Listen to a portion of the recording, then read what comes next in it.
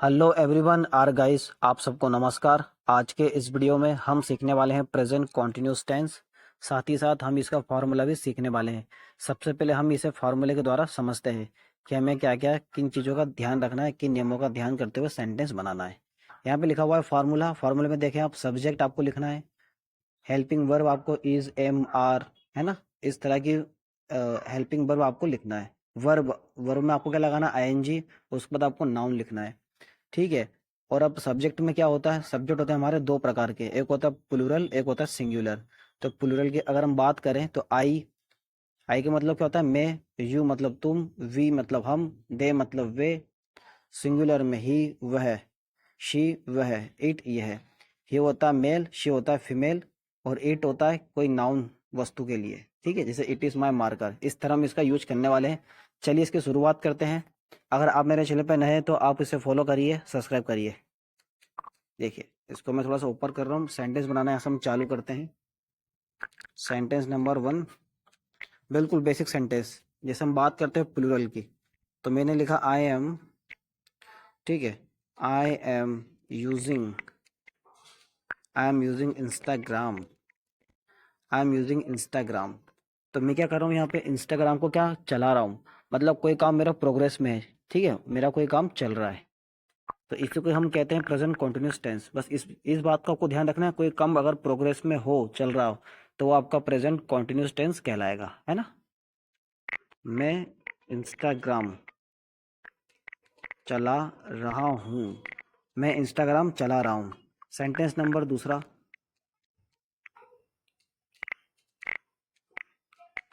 You are speaking English.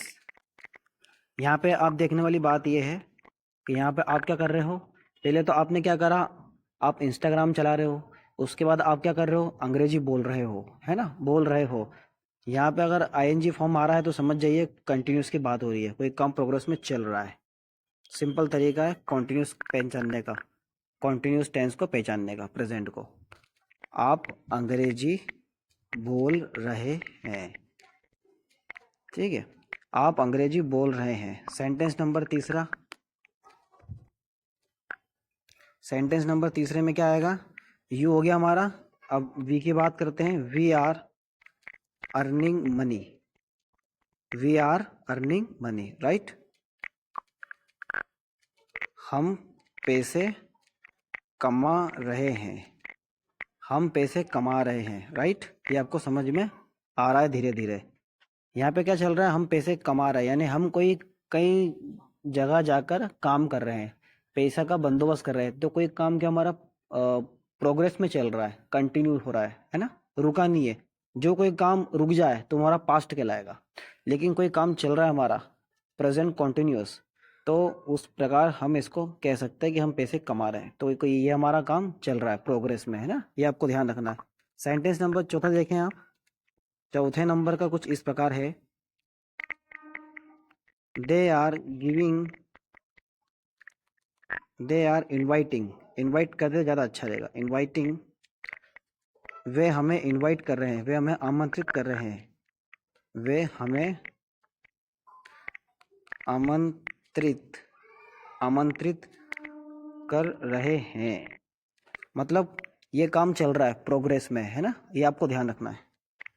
तो ये हमारा कौन सा हो गया, ये हमारा हो गया प्लूरल वाला, जैसा कि आप यहाँ देख पा रहे हैं, प्लूरल यानी बहुवचन। आई का यूज हमने कर लिया, यू का कर लिया, इसमें वी का कर लिया, दे का कर लिया। पूरी इंग्लिश ग्रामर में, पूरे जितने भी वीडियो है यूट्यूब पर, और तो जितनी भी ग्रामर में, एक दो तीन और ये जो है ना, ये चौथे नंबर का, ये चारों चीज इसमें पूरी दी हुई है।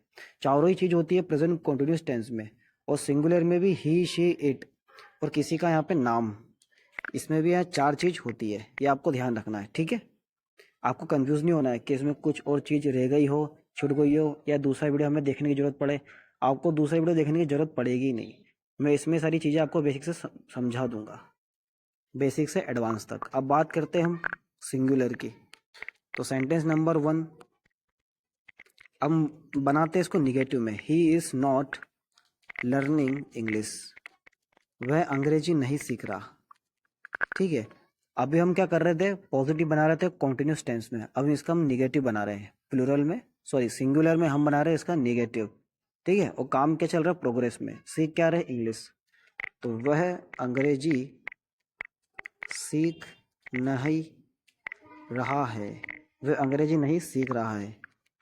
Sentence number two, sentence number two में देखेंगे हम, she is not cooking food,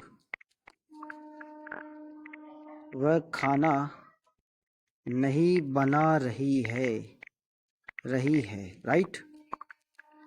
अब बात कर लेते हैं इंट्रोगेटिव की। अभी हमने पॉजिटिव बना लिया, नेगेटिव बना लिया, अब इंट्रोगेटिव। तो इंट्रोगेटिव के लिए मैं किसी का यहाँ पर नाम लिख सकता हूँ, जैसे रोहित।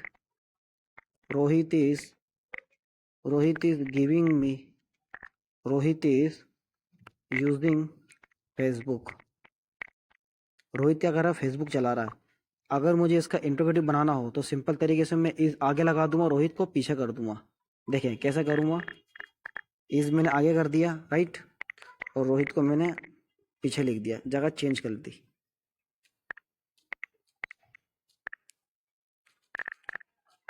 ठीक है, और यहाँ पे ये यूजिंग आ जाएगा हमारा। क्या रोहित फेसबुक चला रहा है, इसका अर्थ ये हो जाएगा, क्या रोहित फेसबुक चला रहा है ना। इसका अर्थ क्या हुआ, क्या रोहित फेसबुक चला रहा है। मैंने आपको ये इंट्रोगेटिव मैंने आपको इसलिए बताया ताकि आप इसे आसानी से समझो कि इसका पॉजिटिव भी बनता है, निगेटिव बनता है, और इसका इंट्रोगेटिव भी बनता है। यहाँ पे आपको क्वेश्चन मार्क लगाना बहुत ज़रूरी है। अगर आप नहीं लगाते हो तो आपका सेंटेंस गलत हो सकता है, ठीक है। तो अभी हमने सारे सेंटेंस बना लिए हैं, अब बचा ये इट का। तो इट का यूज़, इसमें ज़्यादातर इसका यूज नहीं होता, बट फिर भी एक चीज़ मैं आपको इसमें बता देता हूँ इट के लिए। चौथे नंबर का सेंटेंस इट का देखेंगे आप। जैसे मान लीजिए कोई मार्कर है, मार्कर को आपको बताना हो कि ये मार्कर बेकार लग रहा है, अच्छा नहीं लग रहा है, तो आप उसको कैसे कहेंगे, it is not, it is looking bad. तो ये बेकार लग रहा है मार्कर, कोई मार्कर है, कोई ख़राब हो गया, तो आप कैसे कहोगे, ये सब बेकार लग रहा है ना। तो अब इसको ऐसे ही कहोगे ना। तो हम इसको लिख देते, टाइप कर देते, ये है बेकार। ये एक काम करते, इसको हम कर देते यूजलेस, ये ज़्यादा अच्छा रहेगा। ये बेकार लग रहा है या बेकार दिख रहा है, राइट। इसको हम इस प्रकार भी कह सकते हैं। तो देखा आपने किस तरह से मैंने आपको इसका यूज करना बताया। प्रेजेंट कॉन्टिन्यूस टेंस का सब्जेक्ट बता दिया आपको, इसका बता दिया मैंने, प्लूरल फार्मूला भी है। अगर आपको किसी भी तरह से कन्फ्यूज़न हो तो आप मुझे कमेंट कर सकते हैं, ठीक है। और कुछ सेंटेंस आपके लिए है, आप कृपया आप मुझे टाइप करके बताएं ताकि मुझे लगे कि आप अंग्रेजी सीख रहे हैं मेरे वीडियो के द्वारा।